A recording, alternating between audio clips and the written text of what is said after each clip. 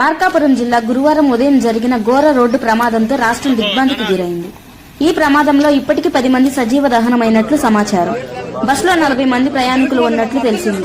మృతుల సంఖ్య మరింత పెరిగే అవకాశం ఉందని అధికారులు భావిస్తున్నారు. ఘటనపై సమాచారం అందుకున్న వెంటనే హోంమంత్రి అనిత, ఎస్పీ కృష్ణరావు సంఘటనా స్థలానికి బయలుదేరారు. మార్గం మధ్యలో వినుకొండలో కొద్దిసేపు ఆగి పరిస్థితులను సమీక్షించి అనంతరం మార్కాపురం వైపు ప్రయాణం కొనసాగించారు. అక్కడ బాధితులను పరామర్శించి అధికారులతో సమీక్ష నిర్వహించినట్లు సమాచారం.